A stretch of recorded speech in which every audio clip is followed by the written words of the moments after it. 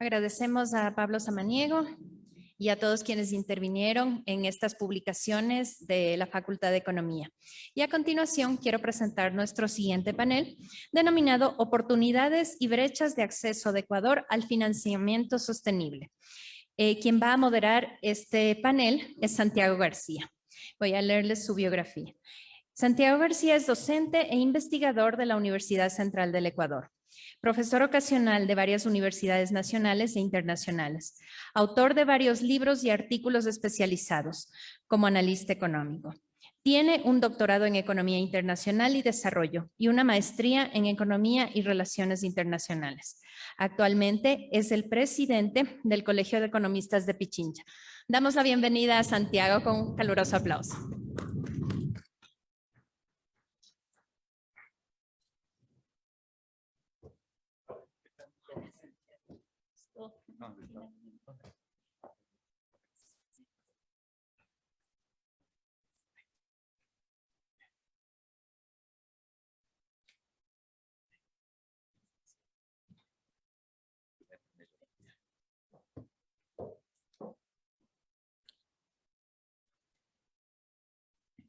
Buenas tardes con todos. Un saludo a los presentes y a los que están en vía online. Felicitarle al decano de la Facultad de Ciencias Económicas de la Pontificia Universidad Católica por ese gran trabajo, a todas las autoridades de la universidad por esta semana tan importante que ha sido en los debates económicos de lo que es la realidad del Ecuador y del mundo. Bueno, este es el último panel, Andrés. Así que esperamos estar a la altura. Quiero indicar que este es un panel súper importante. Aquí está uno de los temas que más nos preocupa a los economistas, nos preocupa en general a la sociedad ecuatoriana, lo que es el acceso y el uso del dinero, el acceso y el uso a los servicios financieros. Y en buena hora, durante toda esta semana de economía aquí en la Católica, también hemos podido ver las nuevas tendencias de lo que significa el manejo del dinero, lo que es la oferta de crédito, lo que son los nuevos enfoques de las finanzas solidarias, de las finanzas éticas, de las finanzas verdes. Así que es un panel, a mí me encanta, por eso había solicitado y está presente en este panel, porque creo que hay mucho que decir, hay mucho que comunicar, sobre todo a nuestro país, comunicarnos entre nosotros, entre los académicos, entre la gente que hace política pública. Esto es uno de los temas, creo, centrales para el desarrollo del país. Bien, creo que el tema, a más de que es, como acabo de mencionar, muy relevante e importante, también tenemos gente y panelistas muy importantes y relevantes. Quiero, en primer lugar, saludar a uno de los principales panelistas, a Tarcisio Granizo. Todos lo conocemos a Tarcisio por su paso en el gobierno. Tarcisio es licenciado en Ciencias Biológicas de la Pontificia Universidad Católica del Ecuador. Además, realizó estudios en ecoauditorías y planificación empresarial del medio ambiente del Instituto de Investigaciones Ecológicas en Málaga, España. Bueno, y luego su currículum es grande, realmente es muy importante. Ha trabajado en varios países de América Latina y ha hecho un trabajo realmente formidable en los temas ambientales, en lo que significa los proyectos vinculados con la Amazonía, en fin. Entonces, uno de los panelistas de este ejercicio, ya le vamos a dar la palabra, quisiera rápidamente presentar al segundo panelista para dejar un poquito marcada el panel, cómo está constituido. Tenemos también la presencia de Daniel Ortega. Daniel es director del Centro de Desarrollo de Políticas Públicas del ESPOL, esta prestigiosa universidad nuestra. Tiene un PhD en Políticas de Administración Pública en la Universidad Estatal de Ohio. Dentro de su vida profesional ha sido ministro del Ambiente y miembro del Consejo del Fondo Mundial del Medio Ambiente y de la Junta Ejecutiva del Mecanismo de Desarrollo Limpio de Naciones Unidas. Entonces, Daniel también es muy conocido por esos trabajos en temas ambientales. El tercer panelista, bienvenido Daniel, vamos luego a pasar ya al panel tan importante que esta tarde esperamos concluir esta semana tan importante que se ha llevado aquí en la Universidad Católica del Ecuador. Luego tenemos la presencia de Lorena Saavedra. Lorena es titular de la Cátedra de Economía Urbana, tanto a nivel de pregrado como posgrado en esta universidad, en la Pontificia Universidad Católica del Ecuador, asesora de financiamiento verde y colabora como investigador en Proyecto Europeo Solutions Plus sobre movilidad eléctrica urbana. Dentro de lo más destacado de su vida profesional ha sido ser asesora del Ministro de Desarrollo Urbano y Vivienda y del directorio de la Corporación Financiera Nacional. Y finalmente tenemos a María de los Ángeles Barrio Nuevo. María de los Ángeles es actualmente investigadora, profesora investigadora de la Universidad Pontificia Católica del Ecuador y de la Escuela Politécnica Nacional de Flaxo y de la Universidad Andina Simón Bolívar. Es economista, máster en Administración de Proyectos y doctor en Políticas Públicas con especialización en cambio climático a nivel urbano. Creo que la mesa está servida, es un panel, me parece extraordinario. Entonces, en el orden que he mencionado, pues vamos a dar la palabra. No sé si les consulto a los panelistas como una variante del panel, ¿tienen alguna presentación? Me indican, por favor, Tarcisio, si dispone de igual Daniel. Entonces empecemos, hagamos lo más cortito posible para marcar un poco la temática y luego el poder preguntar, el poder un poco reaccionar entre todos los panelistas y también con la gente que nos va a escribir desde las redes sociales. Entonces, en el orden mencionado, adelante, Tarcisio, tienes la palabra. Bueno, muchísimas gracias. Un gusto estar en este panel. Voy a compartir mi pantalla para ver si podemos, perdón. No sé si están viendo una presentación.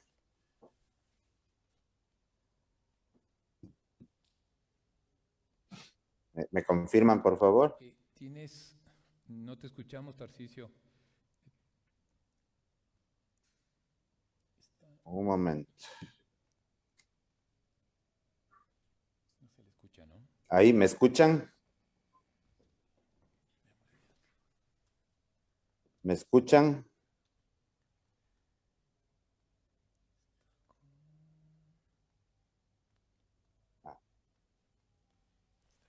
Micrófono abierto.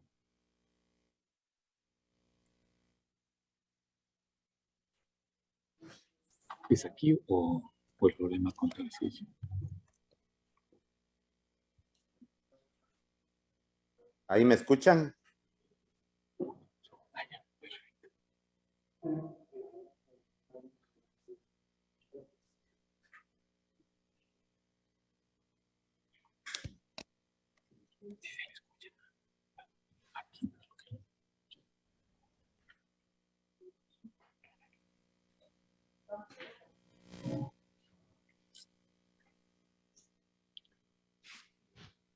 Hola, hola. Intentemos, Tarcisio. No. Tarcisio, por favor, si nos ayudas. Hola, ¿me escuchan? ¿Me escuchan? ¿Me escuchan?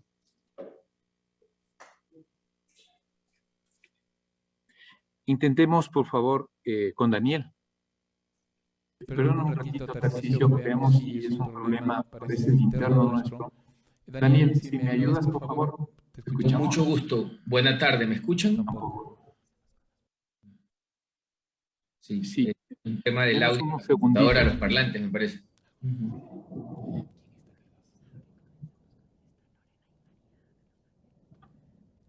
Entonces, por favor, le vamos a pedir a Tarcisio y a Daniel disculpas por este tema técnico. Enseguida lo solucionamos. Vamos a pedir a nuestros profesores, por favor, si con las personas que estamos aquí presentes ya podemos iniciar, por favor. En el orden que había dicho,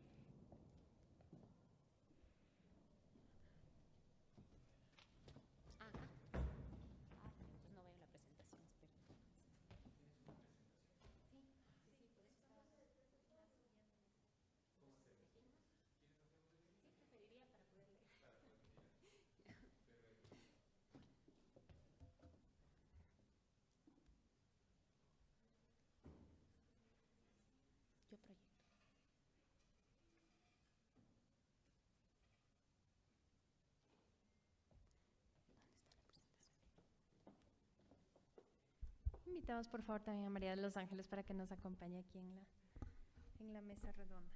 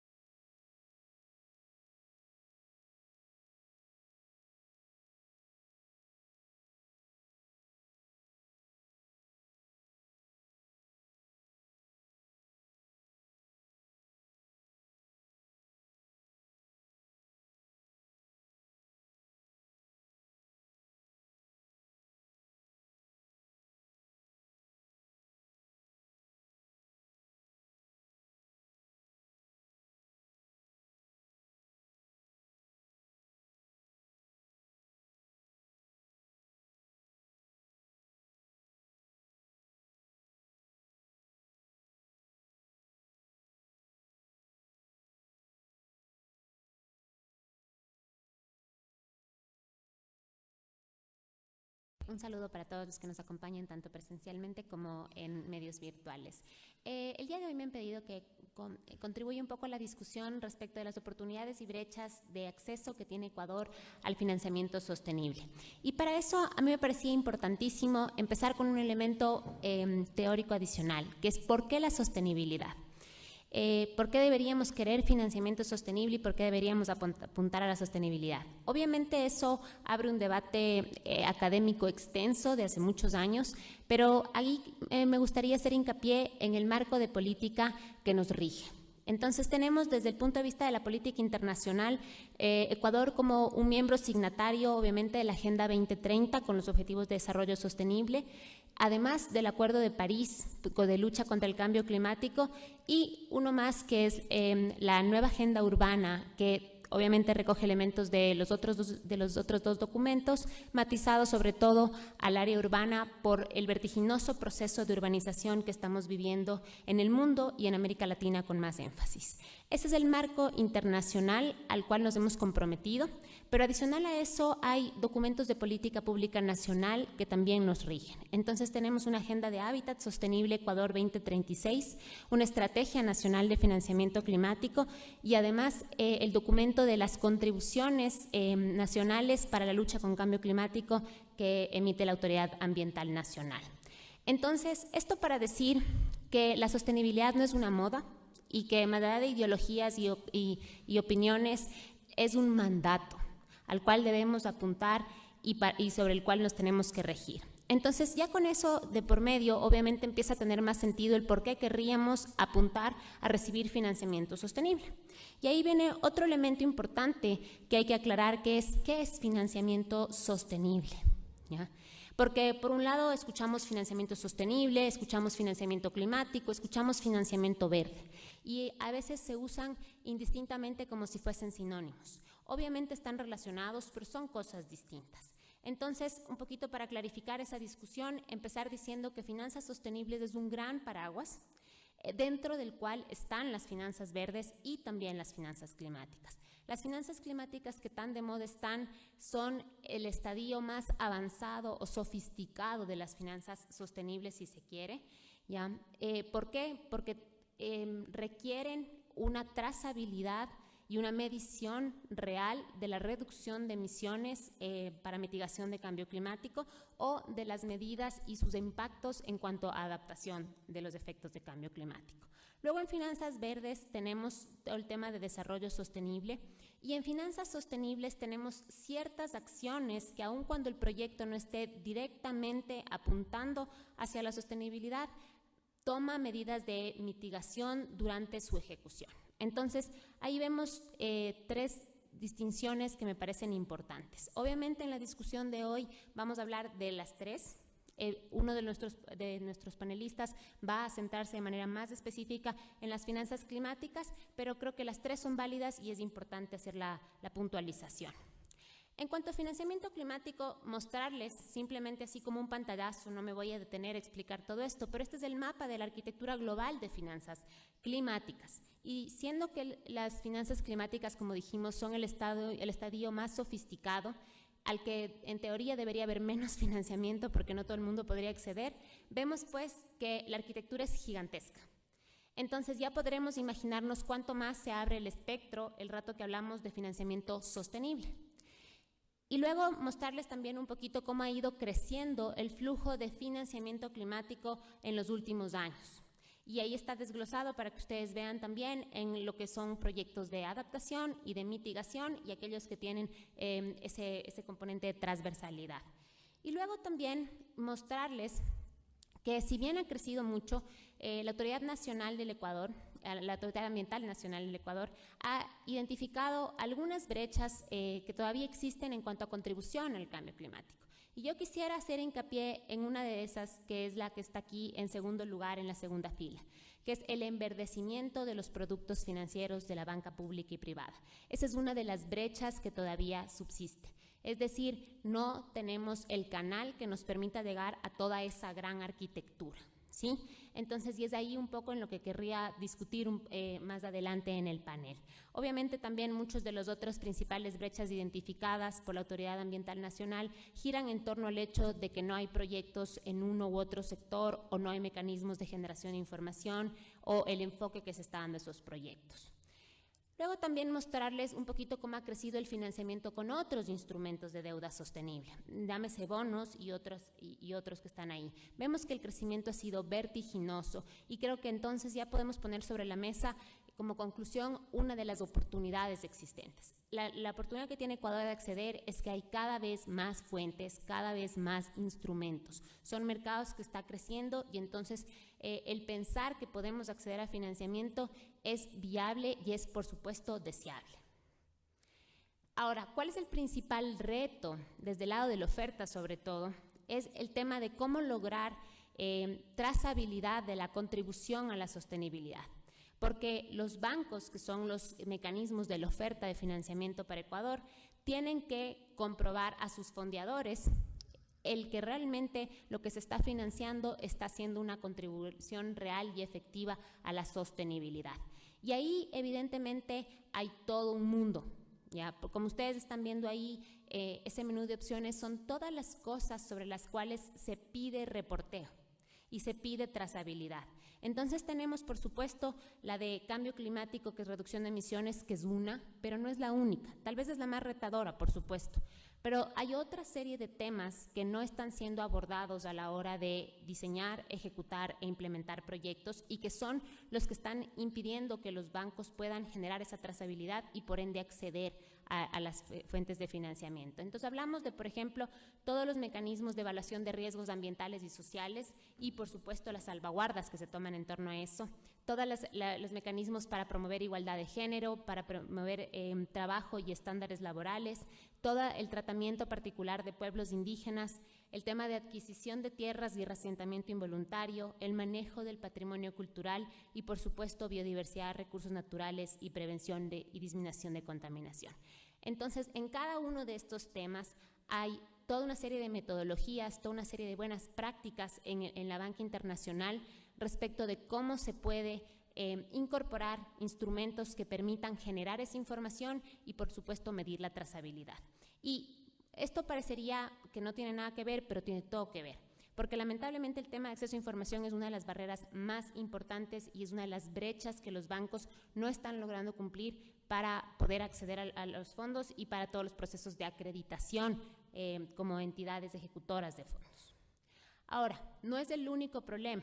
Desde el lado de la demanda también tenemos otros elementos que yo quisiera traer a colación porque normalmente no están en la discusión de finanzas sostenibles, pero tienen toda la incidencia del mundo. Entonces, la primera gran cosa es que, sobre todo a nivel de los ejecutores de proyectos, sean estos autoridades locales o sean estos sector privado, lamentablemente tenemos una visión bastante limitada respecto de cuáles son las opciones de financiamiento. Estamos acostumbrados al típico crédito, sea de mi banco privado, si es que soy una entidad privada, o sea del banco público. Y si es que no, o sea, ya no tengo cupo o ya me he ocupado ese cupo, creo que hasta ahí llegaron mis opciones de financiamiento. Entonces, lo primero que querría poner sobre la mesa es que hay que ampliar ese conocimiento y hay que entender que para poder financiar todo lo que las autoridades locales y el sector privado tienen que hacer para materializar el desarrollo sostenible, hay diversidad de opciones. Y como vemos aquí, tenemos obviamente el financiamiento gubernamental directo,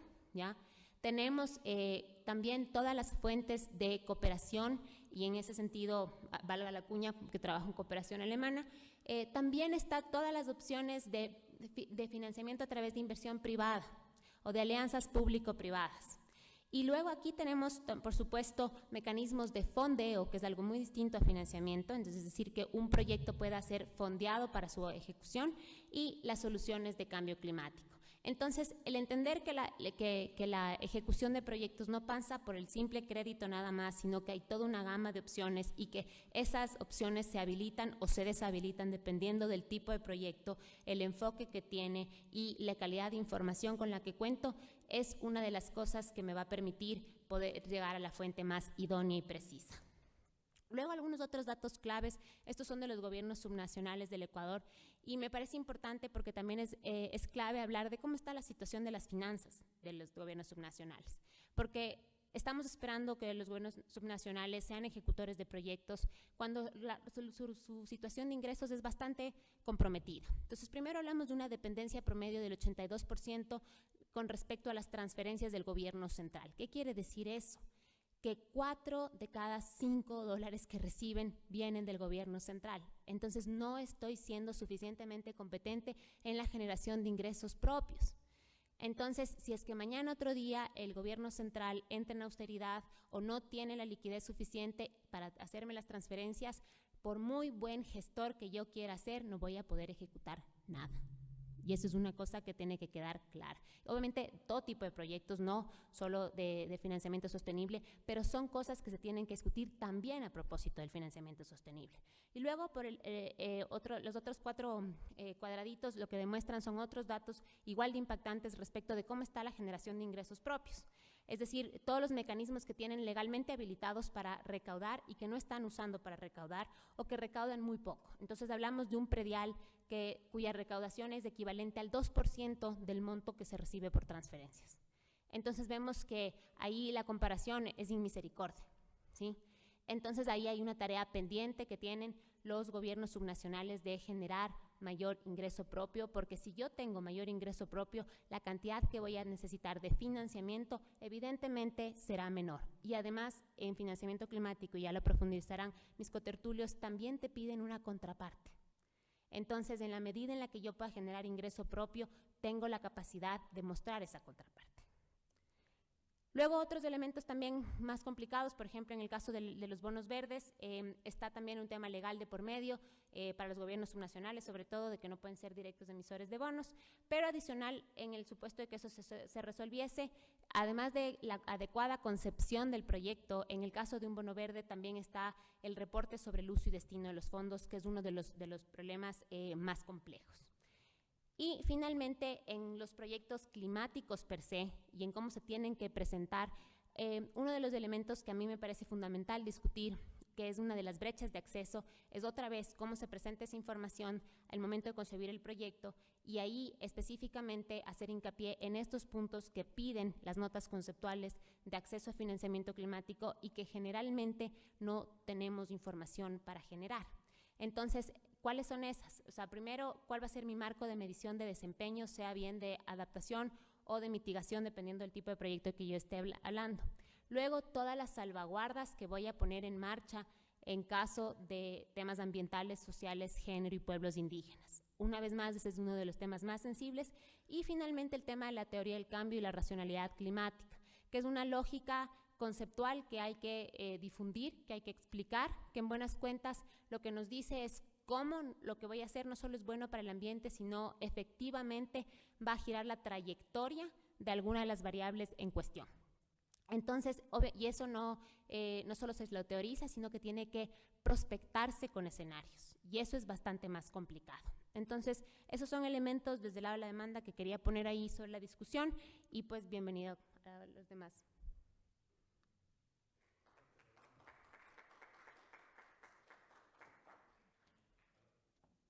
Lalo. Gracias, Lorena. Muy buena la exposición. Por favor, le damos la palabra a la profesora María de los Ángeles. Adelante.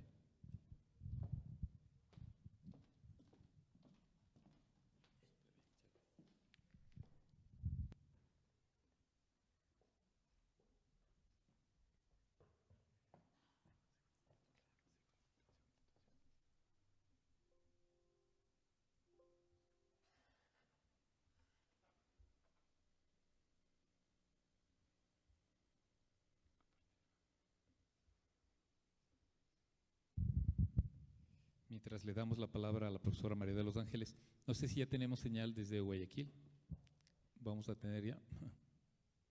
Está resuelto el problema técnico, ¿no?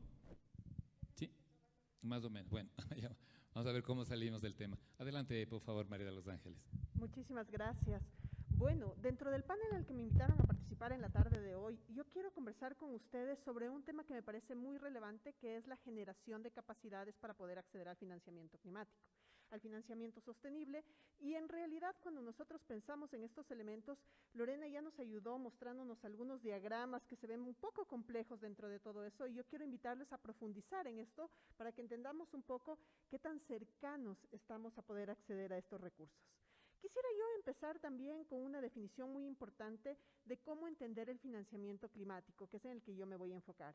Cuando nosotros hablamos de financiamiento climático, tal vez uno de los elementos que tenemos que considerar es que no todo es sujeto a este tipo de financiamiento. Es decir, si es que yo tengo unas necesidades en mi territorio, mi gobierno autónomo descentralizado ha identificado ciertas prioridades, pero que no demuestran que están vinculadas directamente con adaptación o mitigación al cambio climático, lastimosamente no vamos a poder acceder a este financiamiento. Entonces, muchas de las necesidades que han sido priorizadas no van a poder contar con estos recursos. Y eso es algo que tenemos que tener realmente claro, porque sí hay una manera de integrarlos al proceso, y es ponernos los lentes de cambio climático y empezar a ver esa necesidad desde esa lógica. Es decir, si es que yo tengo un tema de pobreza que se va a profundizar por el cambio climático, puedo replantearlo como un problema de adaptación al cambio climático, de resiliencia, de vulnerabilidad, y presentarlo dentro de la propuesta. Pero no me van a aceptar los proyectos como yo antes los presentaba, con este tono social, con muchos elementos importantes, por supuesto, para el territorio,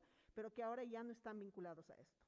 El segundo punto que es importante que nosotros consideremos es que hay un abanico de financiamiento climático internacional importantísimo, pero tenemos que saber cómo llegar al mismo. Y es decir, tenemos que tener en cuenta, aquí me voy a pasar a la siguiente lámina, perdón, está acá. Se ha movido la presentación, perdón.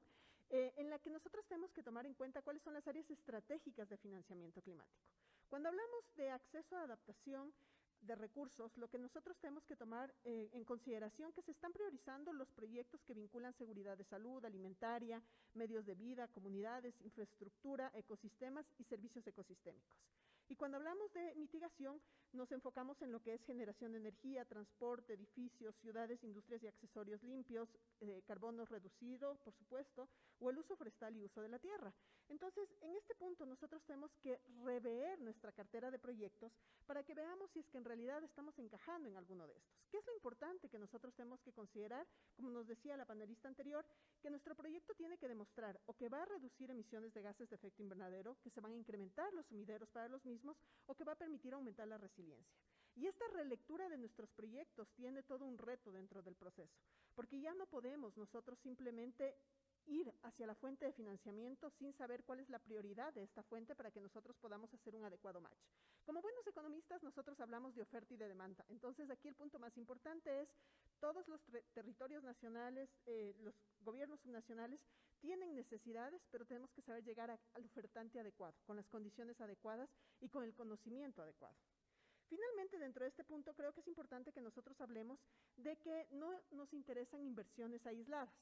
En el marco del Acuerdo de París, lo que se interesa y los compromisos dados es justamente que estos proyectos se vayan complementando y que de alguna manera estas inversiones permitan potencializar nuevas inversiones. Por lo tanto, el requerimiento de un gobierno autónomo descentralizado que no se vincula tal vez con una cartera de desarrollo, que no está dentro del Plan Nacional de Desarrollo, que no se vincula con otros elementos de política pública nacional, no va a ser considerado dentro de este proyecto o dentro de este proceso porque lastimosamente no va a aportar dentro de lo que son los grandes acuerdos nacionales. Adicionalmente, tenemos que recordar que nosotros tenemos un proceso dentro de la planificación que tenemos que recorrer. La planificación financiera tal vez es la primera etapa en la que muchos de las instituciones se han enfocado en lograr tener una cartera de proyectos, en tener un cronograma de inversión, pero donde ya se limita el proceso es en el acceso al financiamiento, por dos elementos críticos que yo los pongo aquí. Primero, justamente como lo decía la panelista anterior, el acceso a la información para poder realmente hacer un proceso de monitoreo, reporte, verificación, porque ahora ya no nos sirven simplemente estimados o compromisos o acuerdos, ahora tenemos que demostrar que en realidad estamos dando de cumplimiento a estos elementos. Pero adicionalmente tenemos que cumplir con el financiamiento. Hoy en día nosotros tenemos que recibir los recursos y ser muy transparentes con el uso de los mismos. Si ustedes recuerdan, en la década anterior, cuando uno recibía aporte de la cooperación internacional, venía a veces como un lump sum en el cual nosotros teníamos cierta discrecionalidad de uso. Y si había una necesidad de territorio que se encajaba con el proyecto, nosotros podríamos trasladar. Hoy en día, el cumplimiento con el financiamiento tiene que ser totalmente transparente, radical y adicionalmente sujeto a los compromisos internacionales muchas veces en el que si hacemos mal uso del dinero, tendríamos que reembolsar ese recurso porque no se ha destinado al objetivo final vinculado con cambio climático. Esto implica un nuevo modelo de pensamiento para muchas instituciones, implica además generar una serie de capacidades a nivel de territorio para que se pueda realizar la planificación con estos elementos. Y tal vez uno de los cuestionamientos que yo quería plantear en el panel el día de hoy es cómo nos estamos preparando desde territorio para llegar a estos niveles, porque los requerimientos son internacionales, los compromisos son nacionales, pero la implementación termina siendo en territorio. Y estos son los actores que necesitan prepararse para este proceso. Aquí yo también retomo muchos de los elementos que se están trabajando desde el Ministerio del Ambiente, pues esta es una de las imágenes muy conocidas de todo lo que nosotros manejamos a nivel de país en mitigación, en adaptación, en financiamiento, cuáles son las líneas de reporte. Es decir, aquí nosotros lo vemos muy estructurado y podemos tener una idea de cómo funciona la institucionalidad, cuál es el norte, cuáles son las estrategias que se están manejando.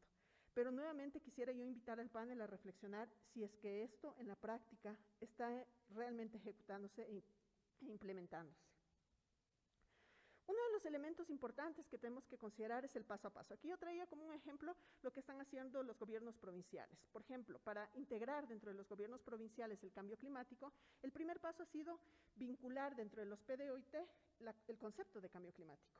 Pero para ello se ha tenido que fortalecer primero capacidades conceptuales para poder entender lo que es mitigación, adaptación, un elemento en el que se ha ido trabajando en los últimos años con bastante éxito, diría yo, porque ahora en el debate de territorio ya se menciona mucho el cambio climático, más desde la línea de mitigación, tal vez porque es un poco más evidente los proyectos porque se pueden reportar, pero el tema de adaptación a veces se diluye dentro de otros procesos porque es un poco más complejo el medir los resultados de una inversión en adaptación dentro de estos procesos.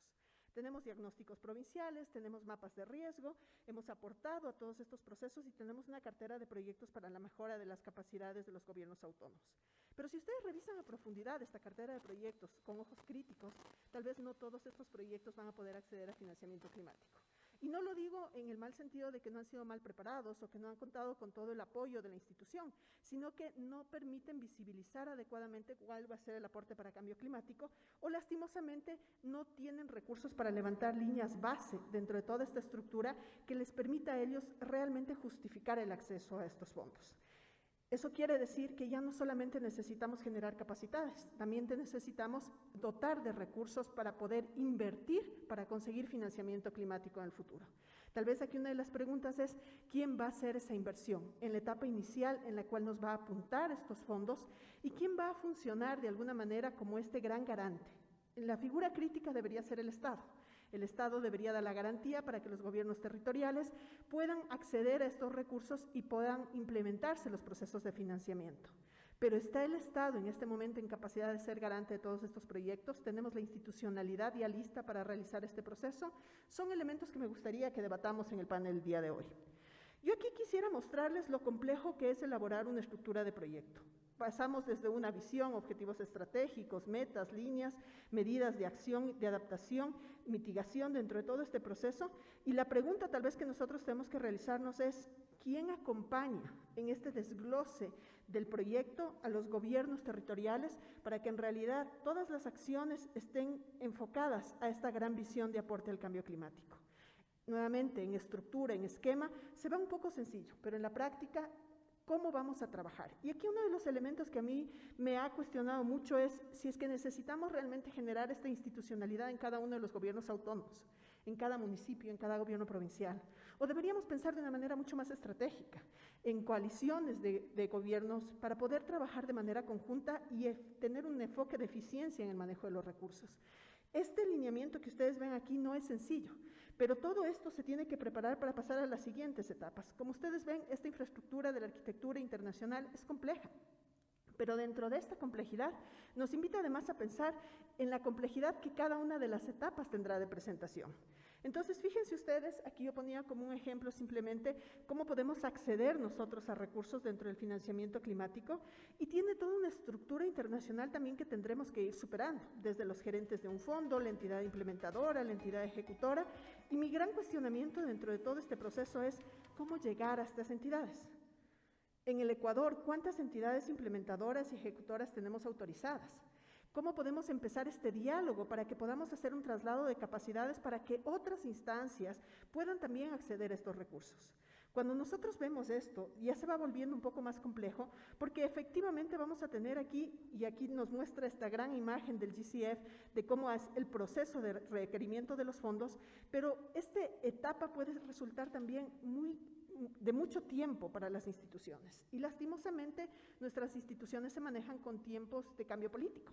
Entonces, cuando generamos capacidades y vamos avanzando en esta ruta tan interesante que ellos nos plantean, hasta poder tener la no objeción y poder acceder a los recursos, tal vez ya hubo un cambio de gobierno y tal vez el nuevo gobierno tiene que empezar de cero en todo el proceso de implementación, porque lastimosamente tenemos una rotación en los funcionarios públicos también que hay que considerar.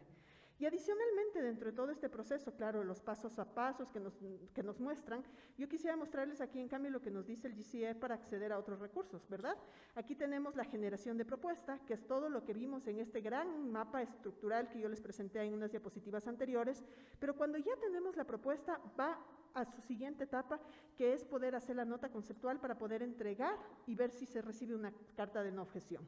Y yo quisiera hacer un zoom en esta primera etapa porque aquí lo vemos como muy sencillo, un paso a paso, pero para poder tener esa nota conceptual necesitamos tener el feedback, necesitamos tener las recomendaciones para poder justamente mejorar, avanzar y poder tener la no objeción. Pero ¿con qué recursos logramos tener esto? Y no me refiero solamente a recursos financieros, sino también a los recursos humanos, a las redes de actores, a la capacidad de escalar y poder tener este contacto directo con la entidad para que nos puedan dar estos procesos. Y por lo tanto, nuevamente vuelvo a plantear dentro de esto la dificultad que se genera avanzar a la siguiente etapa para el acceso a los fondos. Y yo quisiera cerrar el panel más bien con una pregunta. ¿En dónde debemos concentrar nuestros esfuerzos? Porque el financiamiento climático está presente, nuestras necesidades son evidentes. Pero ¿cómo podemos hacer este match entre la oferta y la demanda para poder alcanzar ese financiamiento? Muchísimas gracias.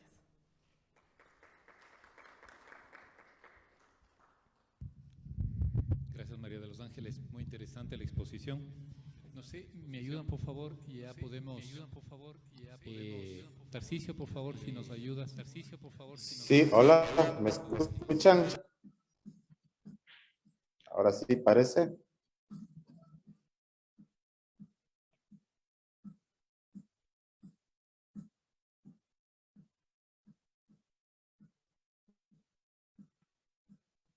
Hola.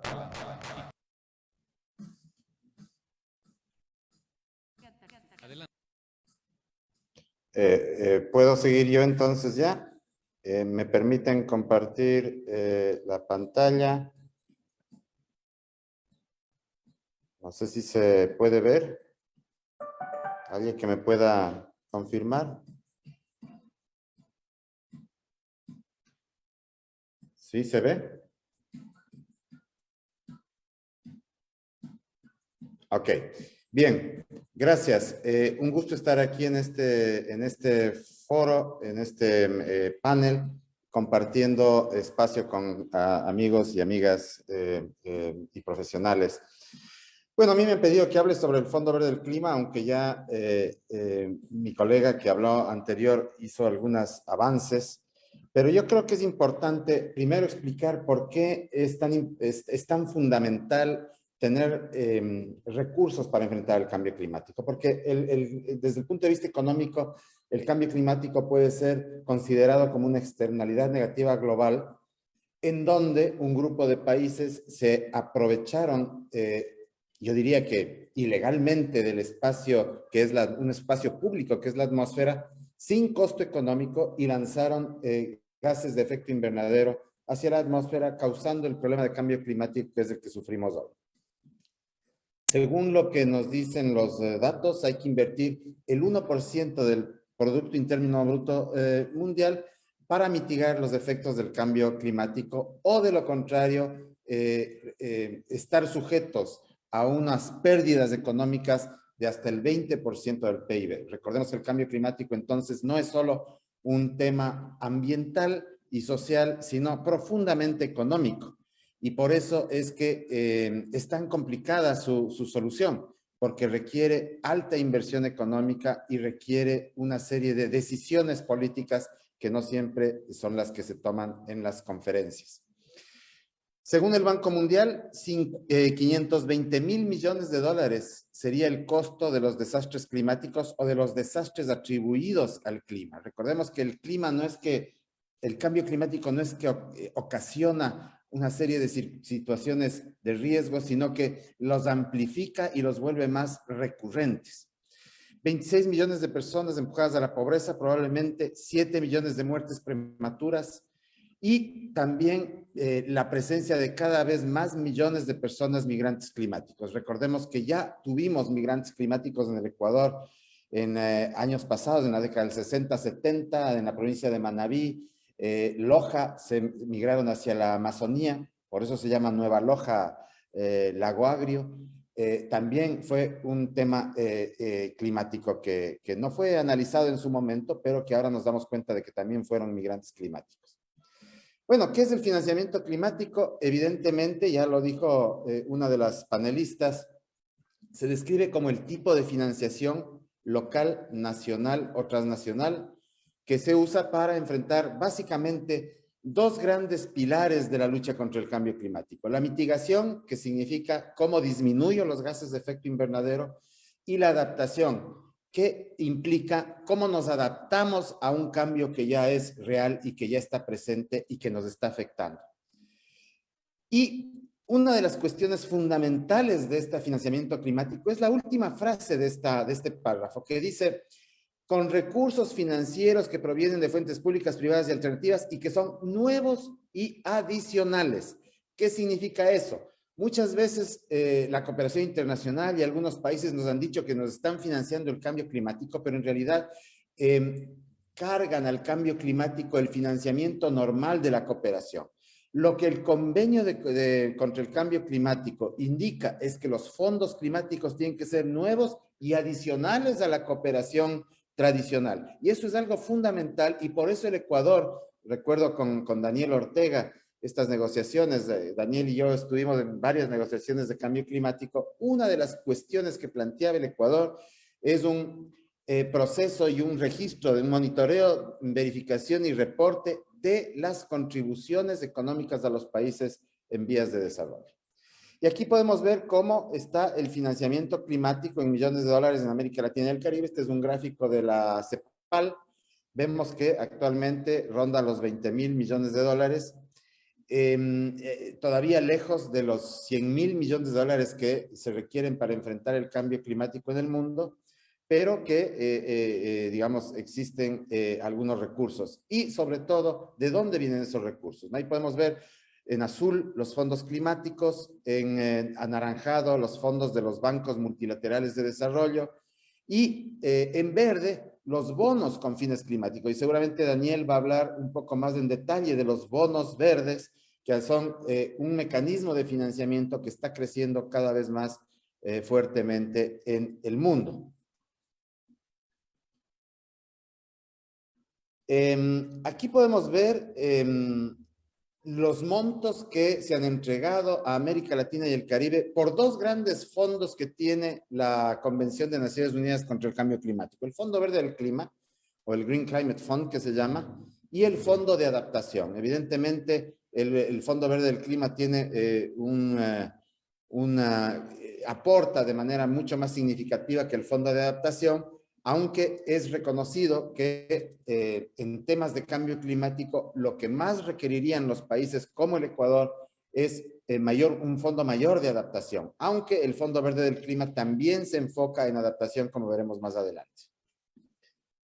Bueno, hay varias fuentes de financiamiento climático y ahí tenemos algunas. No voy a entrar en demasiado detalle en estas fuentes de financiamiento climático, pero el mensaje es que no hay solo el Fondo Verde del Clima, sino hay muchas otras variantes y mecanismos de financiamiento climático. Están los bonos climáticos verdes, que es un tipo de préstamo utilizado para financiar proyectos que abordan el cambio climático, en los que la deuda debe ser pagada en un determinado plazo y a un interés. Existe el cofinanciamiento, que es el financiamiento conjunto entre dos entidades que trabajan para financiar una actividad de cambio climático. Están los préstamos concesionales, que son préstamos que se hacen para hacer frente al cambio climático, que tienen plazos de amortización más largos y tasas más bajas de interés.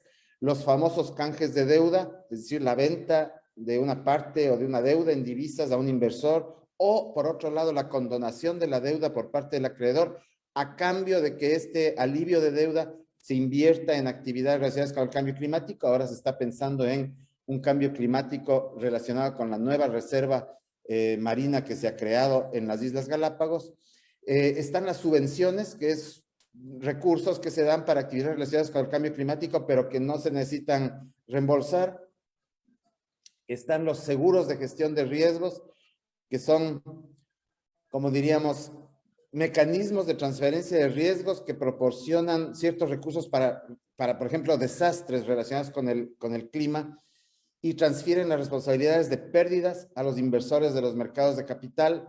Están los préstamos no concesionales, que se otorgan a una tasa de interés de mercado para actividades relacionadas con el cambio climático. Están los pagos por servicios ambientales, que es una transacción financiera formal entre dos entidades, en la que una paga por servicios ecosistémicos que son proporcionados por otra entidad.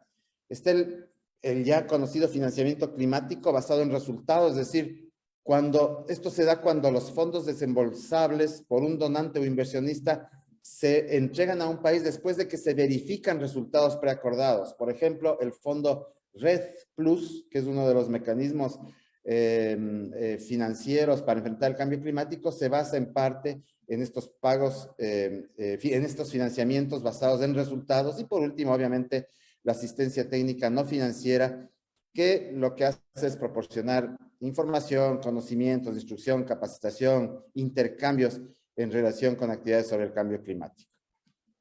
Ahora bien, el Fondo Verde para el Clima. El Fondo Verde para el Clima fue creado en 2011, es decir, es un fondo relativamente nuevo.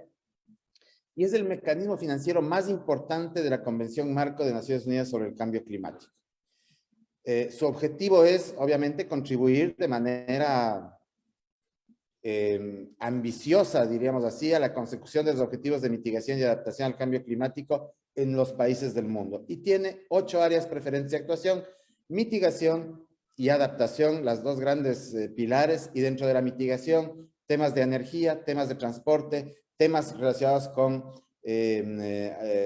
cuestiones urbanas, tema de recambio de electrodomésticos a electrodomésticos más eficientes, y temas también de bosques y usos agrícolas en términos de mitigación. Recordemos que la mitigación tiene mucho que ver con los bosques y con las áreas naturales porque capturan el carbono. Y por el otro lado está la adaptación, en donde el Fondo Verde del Clima se enfoca en salud, seguridad alimentaria relacionada con cambio climático, agua. Sabemos que el agua es uno de los recursos más golpeados por el cambio climático, fortalecimiento de la resiliencia en personas y comunidades, infraestructuras, ecosistemas, servicios ecológicos, entre otros. Y para finalizar, yo creo que es importantísimo indicar que el Ecuador cuenta ya desde hace pocos meses con una estrategia nacional de financiamiento climático, que tiene unas líneas estratégicas y unas ciertas condiciones habilitantes. Esas líneas estratégicas, digamos, esta estrategia nacional de financiamiento climático lo que busca por parte del Estado ecuatoriano es dar lineamientos y orientar a que toda esta cantidad de mecanismos financieros para enfrentar el cambio climático o toda la cooperación internacional interesada en combatir o ayudar al Ecuador a combatir el cambio climático tenga un cierto orden, un cierto ordenamiento. Y eso tiene que ver con la gobernanza, líneas estratégicas como la gobernanza clara y efectiva del financiamiento climático, la consolidación de un sistema financiero que integre el enfoque climático, y quizás Daniel también va a hablar sobre eso. Ha estado involucrado Daniel en estos temas de banca verde, acceso, gestión y asignación y movilización efectiva y eficiente de financiamiento climático, con algunas condiciones habilitantes como obviamente una adecuación necesaria de los marcos legales y regulatorios, la creación de capacidades que también mencionó una de las panelistas, la vinculación entre diferentes niveles y sectores productivos, de cooperación, etcétera, y la generación y difusión de información. Con esto, pues, quiero terminar aquí esta breve presentación. Muchas gracias por su atención.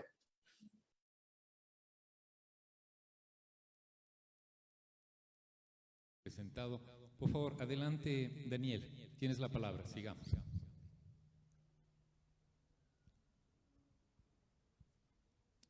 Estás con tu micrófono apagado, Daniel. Buenas tardes con todos. Un placer saludarlos. Disculparme, realmente me apena muchísimo no estar con ustedes en Quito. Siempre es bueno visitar un espacio de reflexión desde la academia como este. Felicitar a la Universidad Católica, a la Pontificia por este esfuerzo, a su decano Andrés Midero. Santiago, siempre un placer reencontrarnos contigo en estos espacios académicos de reflexión. Me siento halagado, como siempre, de encontrarme con Tarcisio en estos espacios y ver el nivel de detalle y profundidad de la presentación de las distinguidas profesoras que nos precedieron. Voy a tratar de ser muy específico, decirles de antemano que este es un momento de encuentro, tal vez para ustedes imperceptible, pero Tarcisio y quienes habla venimos un poco más de la agenda de conservación y la acción. Venimos desde el terreno, digamos, desde los bosques, y encontrarnos con ustedes los economistas hace algunos años era algo todavía, digamos, poco común. Y entonces encontrarnos en la Semana de la Economía, en un evento académico, dice muchísimo de este espacio. Así que agradezco y sin más preámbulos, salto al fondo la oportunidad de compartir con ustedes algunas reflexiones de qué pasa con el Ecuador sobre el financiamiento sostenible, tratar de conectarme con las presentaciones previas para no ser repetitivo y tal vez diferenciar. Vimos presentaciones donde desde la cooperación alemana se nos indicaba un poco cómo se perciben los diferentes tipos de instrumentos de finanzas, se aterrizó y se han discutido algunos de los elementos de los retos desde los gobiernos locales. Tarcisio nos ha hecho, digamos, un paso a través de las opciones de financiamiento climático y sus tendencias. Yo quisiera, a partir de esa discusión, tratar de focalizarme en dos cosas. Uno, cuando hablamos de financiamiento sostenible, son diferentes las preguntas desde el implementador del proyecto, sea público o privado, y otra cosa es de la finanza pública sostenible. Y quiero hacer la conexión que existe entre ambos, ¿no? De manera sintética, para que se queden con algunos mensajes claves. Primero, nuestras inversiones fiscales, particularmente las petroleras, enfrentan ¿Aló? ¿Estamos bien? Sí, Okay. te escuchamos, con un poco de eco, pero sí te escuchamos. Perfecto, entonces lo primero es, nuestras inversiones desde el aparataje público están asociadas con petróleo, quiere decir nuevas exploraciones, nueva infraestructura, así sea de incrementar eficiencia, tienen un alto nivel de riesgo climático y me voy a referir al respecto. Segundo, el endeudamiento y la atracción de recursos nuevos nos puede permitir crear mayor resiliencia en nuestra economía a través de la diversificación y mejoramiento del consumo doméstico con este etiquetado que hemos destacado entre todos de la sostenibilidad, que al final del día se traduce en impacto positivo en lo social y en lo ambiental. Con Tarcisio hemos trabajado desde algún tiempo en alternativas a la transición que necesita la economía, entendiendo también su sostenibilidad, ¿no? La estabilidad económica que tanto siempre preocupa el Banco Central y el Ministerio de Economía. Necesitamos alternativas al modelo de desarrollo que permitan tener una financiación sostenible también, entendida en términos más amplios, y la economía puede ser esa opción parcial a usar una transición y a esa dependencia de rentas petroleras.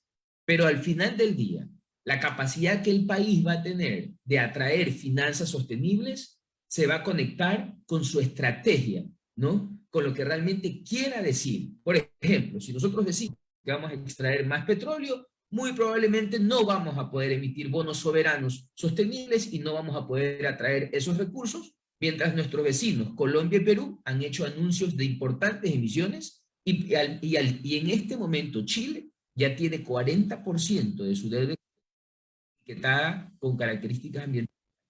Entonces, tratemos de ver este proceso en perspectiva. Con esas reflexiones generales voy a aterrizar. Primero, desde lo privado. ¿Qué entendemos como ese financiamiento sostenible? Es la capacidad de usar productos y servicios financieros. Por eso me resonó muchísimo la introducción que hizo Santiago cuando arrancamos esto, ¿no? Todos los servicios financieros, ¿sí? Esas opciones que tenemos, entre ellos, por ejemplo, préstamos, seguros, acciones y bonos, todos los podemos etiquetar verde, ¿sí? Siempre y cuando se destinen ¿a qué? A financiar un proyecto que tiene un impacto social y ambiental favorable. Insisto, esto es la lógica privada o inclusive proyectos de inversión pública, pero no la finanza pública como tal. Eso es otra cosa, lo vamos a ver después. Las necesidades de financiamiento han sido ya cubiertas, no las voy a explorar más, pero decirles que la principal discusión de este año en Glasgow justamente fue: nos comprometimos en el 2015, en el Acuerdo de París, a movilizar 100.000 millones al año para el 2020. Eso no se cumplió. Apenas durante 5 años movilizamos 750 millones. No movilizamos los 100.000 millones. 750.000 millones es lo que se movilizó. Perdón, 75.000 millones, no los 100.000 millones. Entonces nos quedamos cortos y sobre eso realmente lo que se necesita para combatir el cambio climático son 250.000 millones. Esto no es una novedad. El Foro Económico Mundial, la Junta de Gobernadores del G20, desde el 2015 se tomó muy en serio el riesgo climático en la estabilidad económica global. Entiéndase a lo que me refiero. Los niveles de exposición de la economía global, que hoy en día se vio afectada por un shock, o como el COVID, o como un problema sanitario, digamos, el cambio climático, solo el cambio climático puede representar muchas COVIDs juntos, si llega a impactar de manera frecuente y anual la economía, como se espera suceda a partir del 2050. ¿Cuáles son estos principales riesgos que mapea el Foro Económico Mundial 2019? Eventos climáticos extremos, falencias en mitigación y adaptación al cambio climático, es decir, la inacción. Que hoy no estemos preparándonos como país petrolero a una transición, significa que no nos estamos adaptando, ¿sí? Seamos muy claros en esto. Tercero, la crisis por el agua. Nosotros dependemos del agua. Quito tiene un riesgo severo de acceso a agua potable en los próximos años. Todo el aparataje productivo del país tiene un severo problema por el deshielo de los glaciares. Y todos tratamos a veces de invisibilizar este problema o pensar que no nos va a tocar la puerta, ¿no? Las hidroeléctricas construidas o están asolvadas o no tienen el flujo esperado, ¿sí? Finalmente, desastres naturales, que como lo hemos visto a partir del terremoto del 2016, solo ese terremoto nos costó el 3% del PIB. Para que tengamos claro, el cambio climático en América Latina, según la CEPAL, desde el 2050 nos va a costar 3% anual si no tomamos estas medidas. Entonces, ¿qué queremos? Queremos que el capital privado venga y se sume a esta batalla, pero tenemos que primero también entender cómo funciona. No, muchos de los colegas que han presentado han resuelto algunas de las preguntas de cómo se desarrollan estos proyectos, cómo se financia, etc. Yo me voy a concentrar en el nexo entonces entre finanzas sostenibles públicas y privadas. No voy a entrar a detalles, pero este es un espacio académico y tenemos estudiantes aquí. Siempre es importante diferenciar las clases de activos financieros a los cuales nos referimos de manera general, ¿sí? Tenemos patrimonio, que pueden ser acciones, instrumentos de deuda, deuda estructurada, ingreso fijo, y podemos tener otras herramientas de gestión de riesgo como pueden ser las garantías. Doy un ejemplo, el Ecuador hizo una emisión de bonos sociales, ¿sí? Estamos hablando de una emisión de deuda, que no se registra como deuda en el presupuesto nacional, sino como pasivo contingente. ¿Por qué? Porque el BID nos brinda el servicio de garantía. No tuvimos que nosotros establecer una garantía soberana. Entonces, ojo, podemos jugar con estos elementos, pero tenemos que saberlos conjugar y tener la habilidad de administrarlos, como ustedes lo hacen regularmente en todas las finanzas públicas o en las finanzas privadas. Y aquí un ejemplo, ¿no? Del tipo de inversores, instituciones financieras de desarrollo, instituciones financieras internacionales, donantes públicos. Podemos conjugar muchos de estos elementos y en el país hay experiencia al respecto. Tenemos un fondo ambiental sostenible que fue creado con una deuda externa, se establecieron esos recursos del canje de deuda como fondos patrimoniales no extinguibles, los retornos se reinvierten, es decir, en finanzas sostenibles podemos hacer cosas maravillosas. Lo importante es diferenciar, como bien lo han hecho los anteriores conferencistas, lo que es finanza por impacto y lo que es finanza para impacto. ¿Qué quiere decir Daniel Ortega con esto? Cuando hablamos de bonos, inversiones y sector bancario, estamos hablando que al final del día siempre va a ser primaria la finanza, es decir, tiene que existir un retorno. Si no hay un retorno sobre el capital, no juega. Esas son finanzas por impacto, porque al final del día, como también dijeron los conferencistas, tenemos que demostrar que la inclusión de género, que la reducción de emisiones, que el mejoramiento de eficiencia hídrica se alcanza. Si no se alcanza, no se financia. Y por otro lado, tenemos finanzas por impacto, que entendí también han tratado durante este curso, que son todas estas finanzas sociales, ¿no? Que inclusive pueden sacrificar el retorno sobre la inversión porque se prioriza el impacto. El impacto es primero, y a partir de esto, pues todos los instrumentos o tipos de activos que vimos se pueden conjugar. No voy a entrar más en detalles, dejo estas diapositivas con ustedes, pero es completamente una transición del viejo sistema financiero al nuevo sistema financiero. No hay otra opción. Ya no se habla de enverdecer el sistema financiero.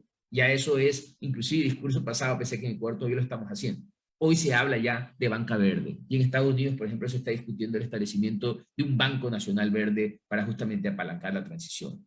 Y oh sorpresa, todas estas tendencias que nos compartían y el flujo de inversiones, no es porque la gente es caritativa.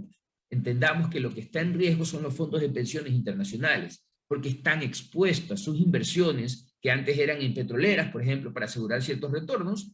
Esa inversión hoy es una inversión riesgosa. Entonces, los grandes portafolios de inversión internacionales han medido ya su nivel de exposición al riesgo climático. El riesgo climático puede ser de transición o físico. Físico, Ecuador, pues se explica por sí solo. Estamos en una cadena fronteriza, montañosa, y por otro lado, tenemos un riesgo de la transición, porque al ser un país petrolero, nuestros ingresos en el futuro van a ser menores. Irremediablemente es claro que si vamos a alcanzar la estabilización del clima, todos los informes nos indican que entre el 40 y el 60% de las reservas petroleras no se van a poder extraer. No es un ambientalismo, es una realidad financiera.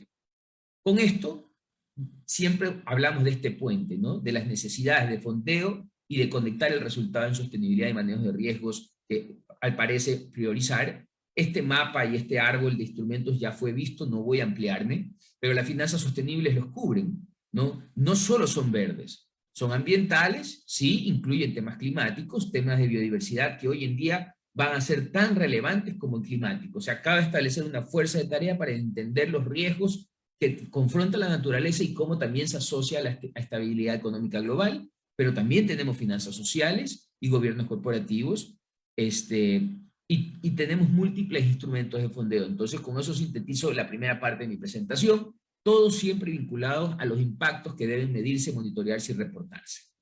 Y pues bien, Tarcisio bien indicó que yo iba a hacer un poco más de énfasis en bonos verdes, y en efecto, ¿sí?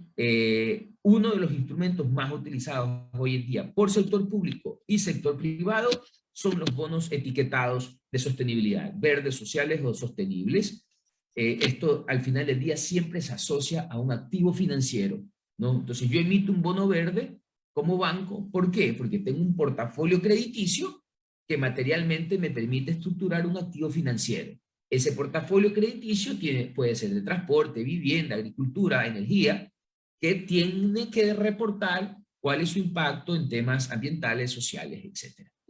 Es clarísima la tendencia, los múltiples instrumentos que existen y el mix que esto va a generar en los portafolios de inversión, ¿sí? Los fondos de pensiones, los grandes asset managers globales lo tendrán. ¿Y qué pasa en el Ecuador? ¿Cuáles son las barreras? ¿Qué es lo que planteaba este foro?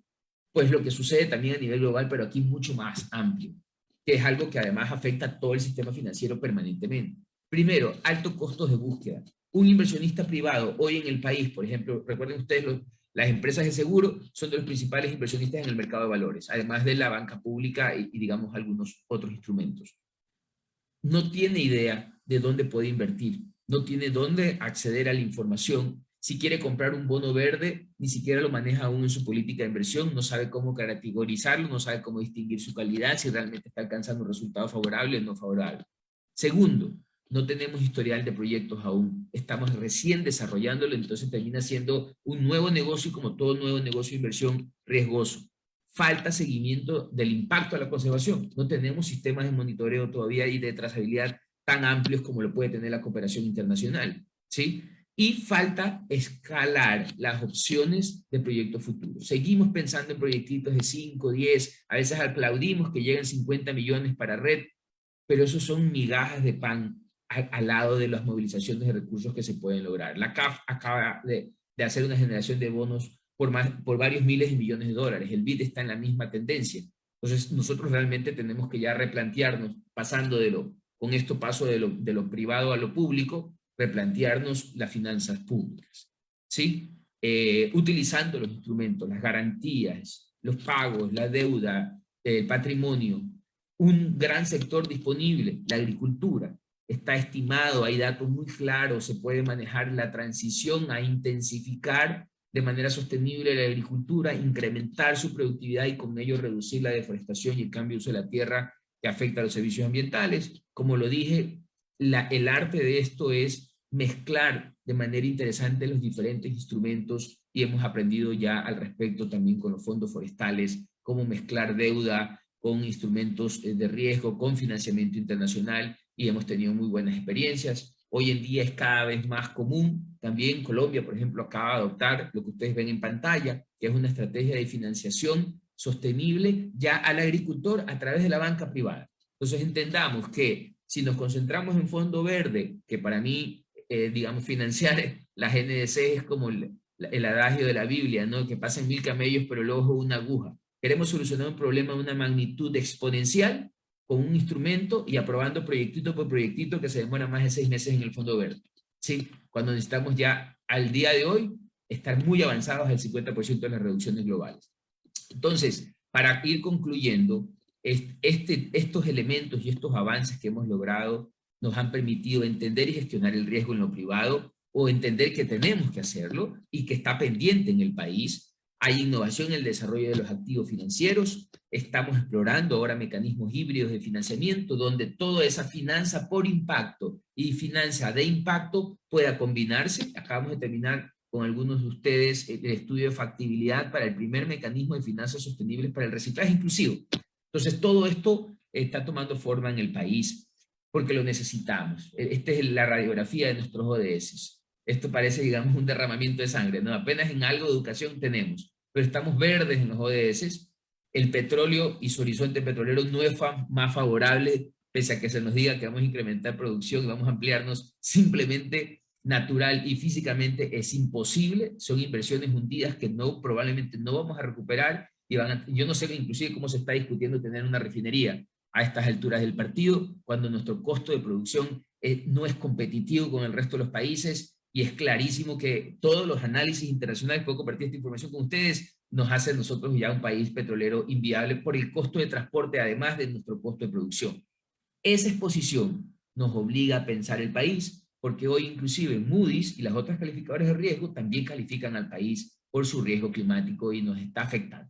Entonces, entendamos que esto es transversal y nos obliga a cambiar de un enfoque de vulnerabilidad a un enfoque de realmente de impacto.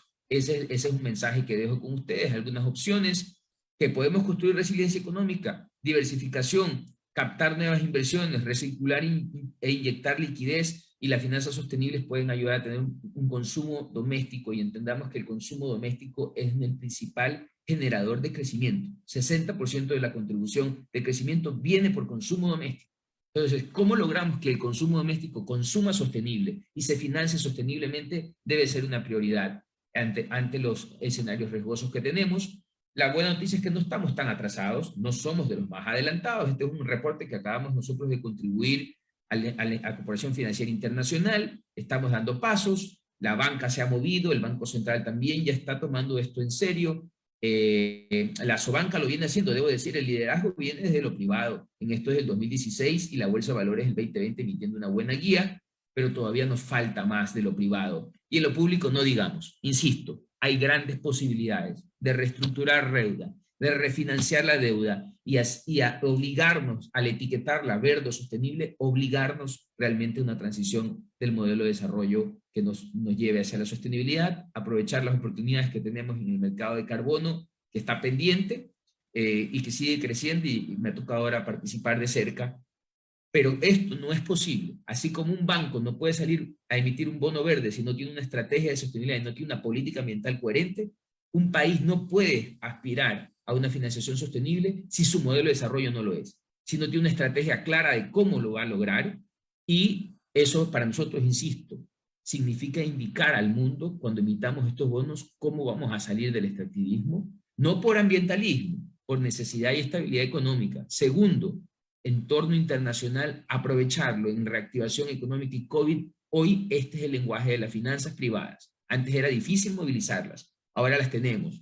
Tenemos que invertir en capacidades y en eso la academia tiene mucho que ver. Con esto termino, les agradezco, me disculpo si me he alargado, e invitarlos a seguir los esfuerzos en la iniciativa de finanzas sostenibles, donde la Pontificia Universidad Católica, conjunto con el SPOL, ha liderado un proceso, y agradecer siempre a Tarcisio, que nos ha permitido estar en esto, fomentar estos espacios de diálogo. Muchísimas gracias.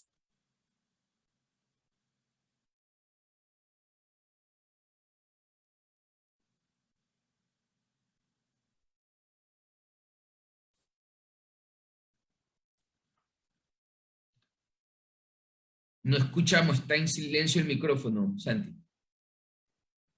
Por favor, nos escuchamos aquí en vivo, pero no. Ahí los escuchamos, sí. Muy bien, Daniel. Estaba agradeciéndote, Daniel.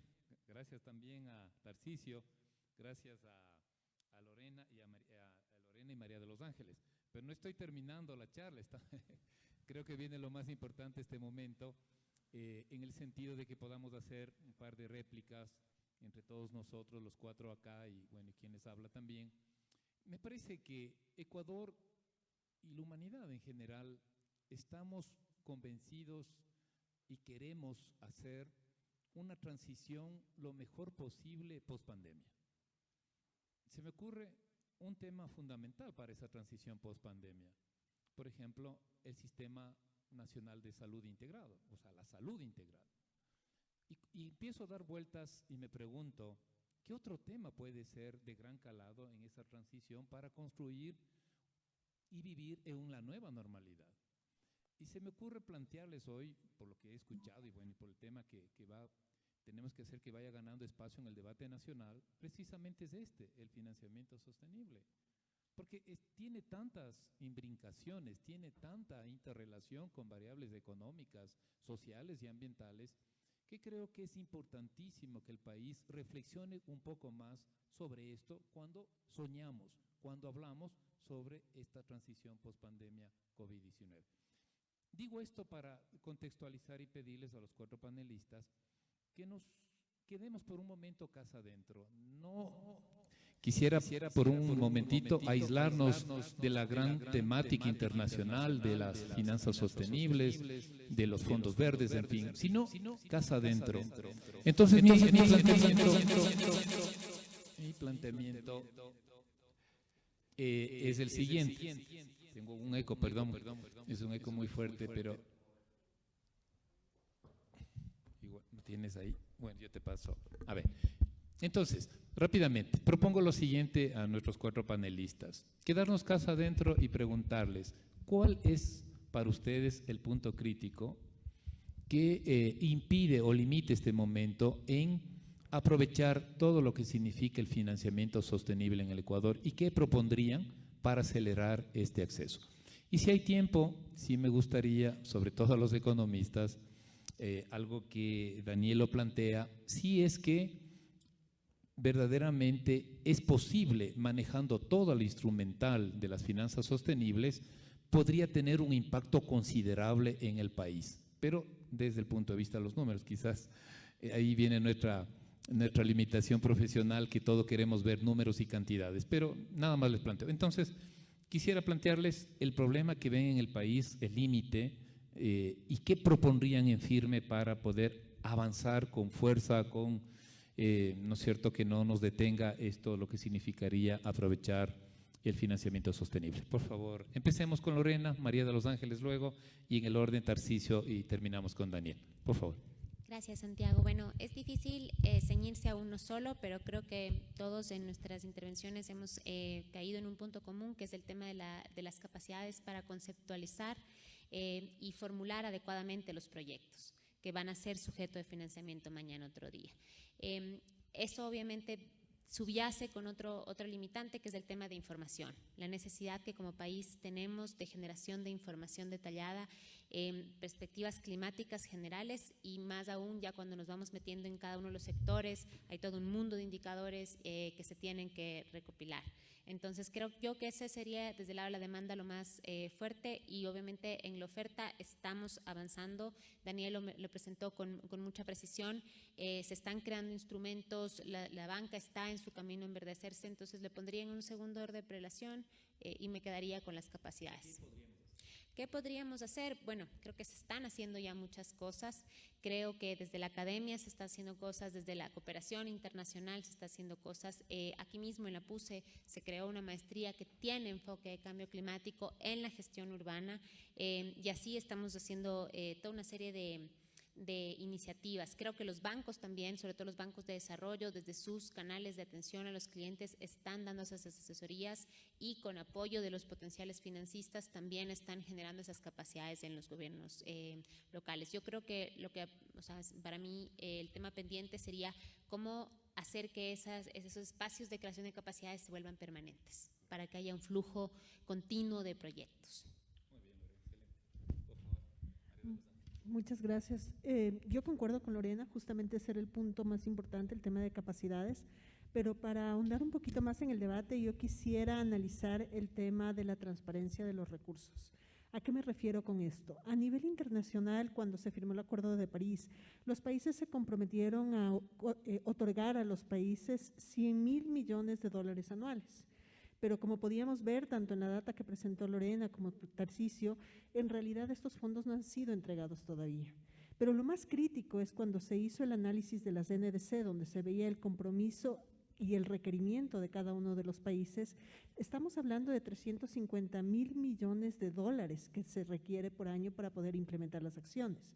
Entonces, es evidente, y aquí como economistas sabemos que la demanda es mucho más grande que la oferta de recursos. Y esto va a implicar priorización. ¿Y a quién se va a priorizar?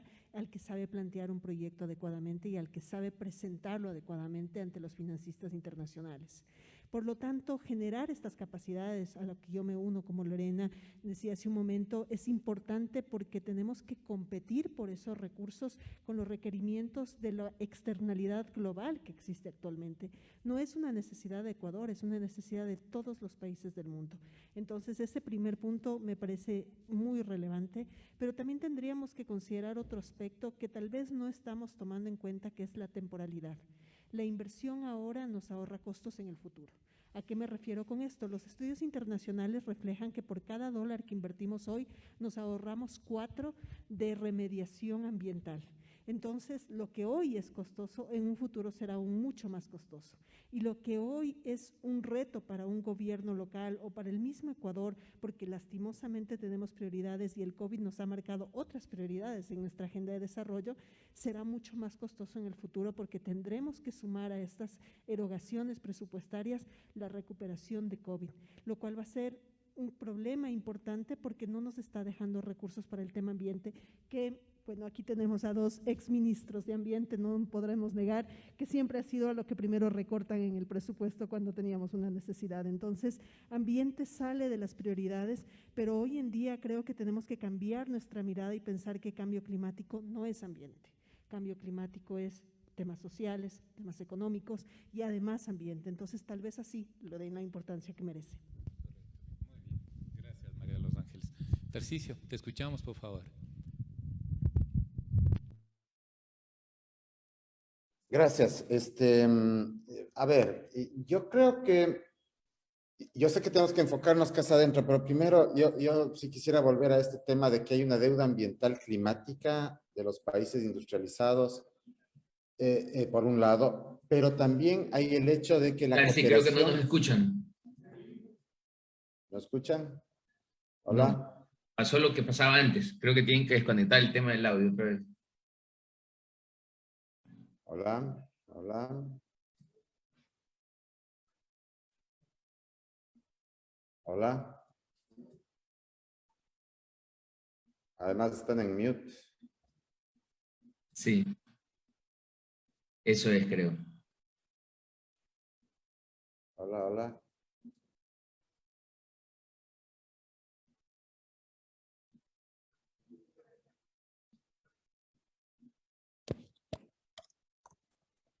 Oiga, Tarsi, esa barba... Hola, hola.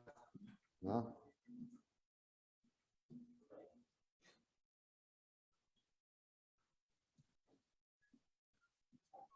Hola, hola. Hola, hola. ¿Me escuchan? ¿Ahí? ¿Me escuchan?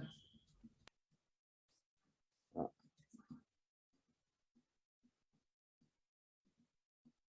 Hola, hola.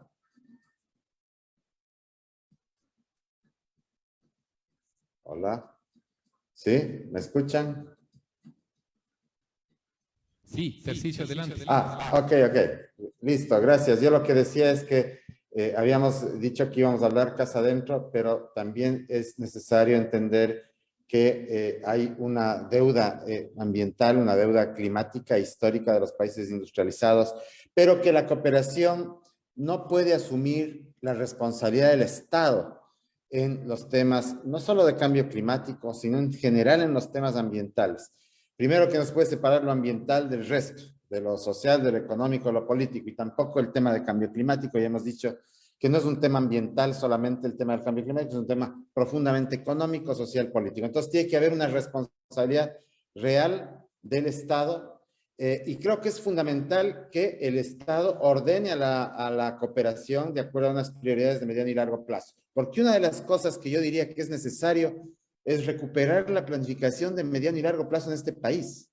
Es decir, no puede ser posible que el Ecuador se reinvente cada 4 años y cada 4 años tengamos una nueva prioridad para la cooperación, para las inversiones en temas de cambio climático y para las inversiones en temas de biodiversidad. El cambio climático es un fenómeno tremendamente grave que requiere ser enfocado en el mediano y en el largo plazo. Gracias, colegas. Adelante, Daniel. Muchas gracias. Cuatro temas centrales. Primero, tenemos que ponernos de acuerdo. Necesitamos un objetivo nacional que sea estable para afrontar estos retos, ¿sí? No podemos mantenernos en el modelo petrolero. Eso en 5 años puede ser realmente nefasto. Tenemos que entender ese riesgo. 1, un pacto social con un nuevo objetivo. Segundo, ambición. Por ejemplo, Chile se fijó una meta de reducción. Hoy en día ha transformado su deuda del 40%. Se plantea ser exportador de energía en base a hidrógeno. Necesitamos tener esa ambición en lo que podemos hacer con nuestro recurso estratégico, que es la biodiversidad. Tenemos esa gran ventaja. Tercero, sin duda alguna, tiene que haber organicidad, tiene que haber planificación. En eso me sumo a mis compañeros. Y por supuesto, el tema de capacidades debe estar ahí. Pero todos esos son medios de implementación. Lo primero es saber qué queremos implementar y qué vamos a salir a fondear. No puede haber peor estrategia de financiación del país y de reestructuración de su deuda si ni siquiera sabemos qué queremos salir a fondear. Porque lo único que estamos fondeando ahorita es el vacío del déficit fiscal. Ese es nuestro esfuerzo, es mantenernos a flote. Si seguimos así, no hay finanza sostenible que nos pueda ayudar. Gracias.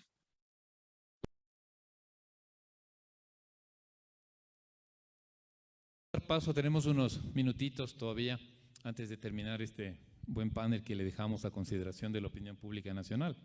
Hay que recordar que estamos en línea y estamos en la nube, así que quedará como parte de la historia. 2 preguntas para nuestros panelistas, si nos ayudan con un comentario, un criterio que nos han hecho llegar. Primero, ¿cómo evitar que los proyectos no sustentables, pero menos riesgosos, absorban un alto volumen de crédito que genere una especie de racionamiento de crédito hacia los proyectos sustentables? Es decir, hay esa preocupación, ¿no es cierto?, de aquellos proyectos no sustentables, pero quizás menos riesgosos, y cómo eso se podría manejar acá en el país. Y la segunda pregunta, para que nos ayuden, indistintamente que quieran comentar nuestros panelistas, ¿qué propondrían ustedes, nos preguntan, para poder superar las barreras para el capital privado? Es una pregunta un poquito general, pero las barreras y qué podríamos proponer para superar esas barreras para el capital privado se involucre, me imagino, en el financiamiento sostenible. Entonces, Lorena, contigo pasamos adelante. Ok, bueno, yo creo que la manera más idónea de evitar esa concentración en proyectos que no sean sustentables es justamente a través de la creación de los instrumentos financieros verdes. Tanto los instrumentos de mercado como todo el proceso de transición de la banca hacia los temas verdes, creo que en la medida en que los mecanismos vienen fondeados, tienen una serie de condiciones que hacen que se filtre eso y que hacen que entonces la cartera de los bancos se vaya enverdeciendo. Creo que y creo que por eso esa es la gran apuesta que tenemos que hacer con los bancos, porque es cambiar esa composición de la cartera de crédito. Creo que eso es lo que yo diría sobre eso. Lo de capital privado creo que le voy a dejar a Daniel para que conteste. Muchísimas gracias. Yo, en cambio, lo voy a enfocar desde el financiamiento internacional. Y efectivamente, como habíamos mostrado entre las diferentes diapositivas, es imposible llegar a tener el financiamiento si es que no se pasan todos los filtros. Y nos devolverán el proyecto y nos pedirán que reajustemos. Entonces, creo que esa es una de las mejores maneras que tenemos para evitar que se financien proyectos no sustentables dentro de ese esquema.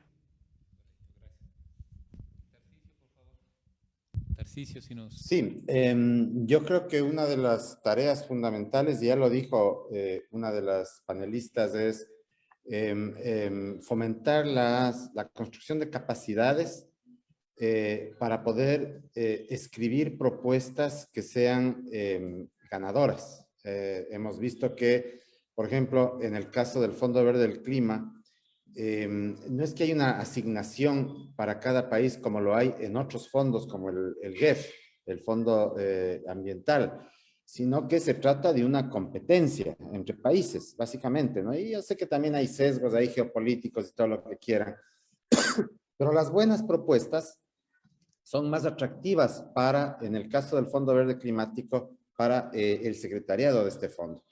Y no es fácil. Nosotros llevamos en la organización en la que yo trabajo, WWF, vamos por el segundo año de negociación de un fondo verde, de un fondo para pedido al Fondo Verde del Clima para Galápagos. Es decir, 2 años de negociación, de idas y venidas, de filtros constantes, 8 o 10 personas que en el secretariado evalúan tu propuesta, cada uno en su expertise. Es un tema sumamente complejo y si no se tiene la capacidad local, otros países se llevan esos recursos. Gracias. Perfecto, muchísimas gracias. Tal vez primero, ¿cómo atraemos el sector privado? Bueno, hablamos de algunas de las barreras, ¿no? Costos de información, todo esto lo podemos solucionar. Pero quiero dejar con ustedes una propuesta muy concreta, muy concreta. Una de las razones fundamentales de tener el ISD era poder utilizar esos recursos para alimentar presupuesto y disponibilidad fiscal para inversiones que a lo mejor redunden en resultados ambientales y sociales. Si nosotros levantamos el ISD para inversiones sostenibles, es decir, fondos internacionales que vienen a comprar las emisiones de los bancos privados que están por salir, nosotros en banca privada tenemos aproximadamente 700, 800 millones de dólares que salen este año, ¿no? Si se levanta el ISD para que esos recursos ingresen al país desde afuera, ayuda al país porque necesitamos dólares frescos, ¿sí? Y al final del día vamos a alcanzar los resultados sociales y ambientales. ¿Por qué? Porque esos fondos van a estar amarrados, tienen que alcanzar el impacto, ¿no? Si no corren riesgo de default. Entonces no puede haber mecanismo más simple de atraer estos recursos y viabilizar las finanzas sostenibles que levantando el ISD para esos recursos. Segundo, con respecto a la otra pregunta, ¿me recuerdas, por favor?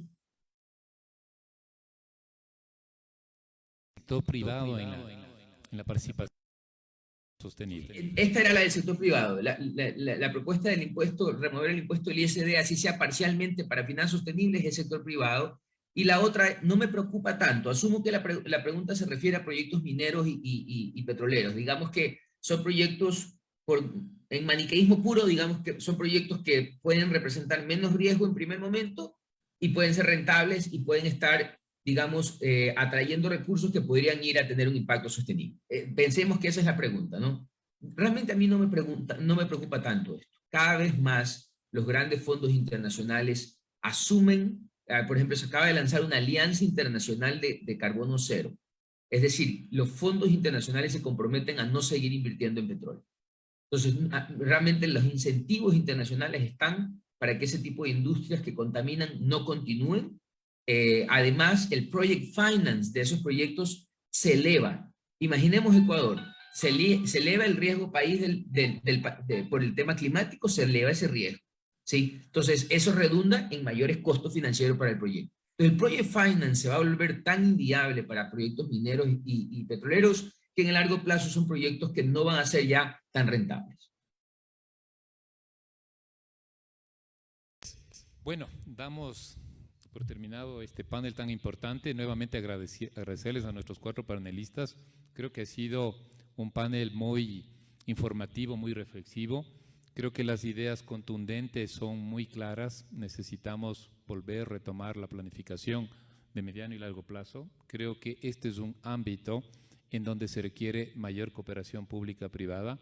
Creo que se requiere mayor información y capacidades técnicas institucionales y creo que debemos asumir, sobre todo la academia, un mayor compromiso para seguir avanzando. Gracias, Tarcisio, gracias también a Lorena, a María de los Ángeles, también gracias a Daniel por su participación. Cerramos este importante foro. Buenas tardes.